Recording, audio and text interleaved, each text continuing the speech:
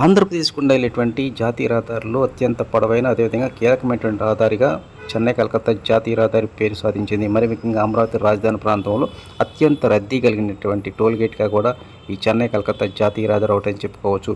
ఇలాంటి రహదారి మీద ప్రమాదాలు జరగకుండా అదేవిధంగా ప్రయాణం సాఫీగా ముందుకు వెళ్ళడానికి హైవే అధికారులు పక్కా ప్రణాళిక రంగం సిద్ధం చేశారు. మొత్తం 4 అంశాలపై దృష్టి సారించారు. వాటిలో మొదటిది బ్లాక్ స్పాట్స్, అంటే ప్రమాదాలు జరగడానికి గల పాయింట్లు ఎక్కడున్నాయి, అక్కడ ఎందుకు జరుగుతున్నాయి అనే దానిపై దృష్టి సారించారు. సైన్ బోర్డులు ఏర్పాటు చేయనున్నారు. అదేవిధంగా ఈ ప్రమాదాలు జరగడానికి మరి ముఖ్యంగా రాత్రి సమయాల్లో కాజా టోల్గేట్ దగ్గర నుంచి చిన్నకాకాని వై జంక్షన్ వరకు ఇటీవల కాలంలోనే రాత్రి సమయాల్లో విద్యుత్ అంతరాయం బాగా జరుగుతూ ఉంది. దీంతో చీకటి నేపథ్యంలోనే ద్విచక్ర వాహనదారులు అదేవిధంగా పాదచారులు కూడా ఈ రోడ్డు మీద రావడానికి ఇబ్బందులు ఎదుర్కొంటున్న నేపథ్యంలోనే ఇక భవిష్యత్తులో ఈ రోడ్డు మీద సెంట్రల్ లైటింగ్ సంబంధించి ఎలాంటి పవర్ కట్ లేకుండా ఉండడానికి అధికారులు దృష్టి సారించారు.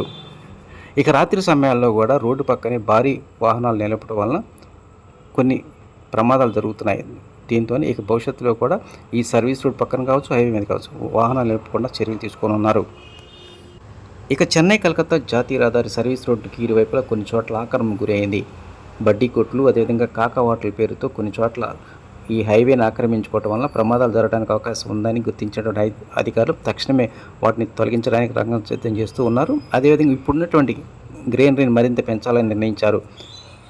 ఈ గ్రీనరీ మరింత పెంపు వలన పగలల్లో ఎంతో ఆహ్లాదంగా ఉంటుంది. రాత్రి సమయాల్లో కూడా ఈ వాహనాల యొక్క హెడ్ లైట్లు ఫోకస్ నేరుగా పడకుండా అడ్డుకొని ప్రమాదాలు నివారించడానికి ఎంతగానో ఉపయోగపడుతుంది. ఇట్లా అన్ని రకాలుగా ఈ హైవే అధికారులు తీసుకుంటున్నటువంటి ఈ ముందస్తు చర్యల వల్ల భవిష్యత్తులో చెన్నై కలకత్తా జాతీయ రహదారి మీద ప్రమాదాలు లేకుండా సాఫీగా ప్రయాణం సాగడానికి అవకాశాలు ఉన్నాయంటున్నారు.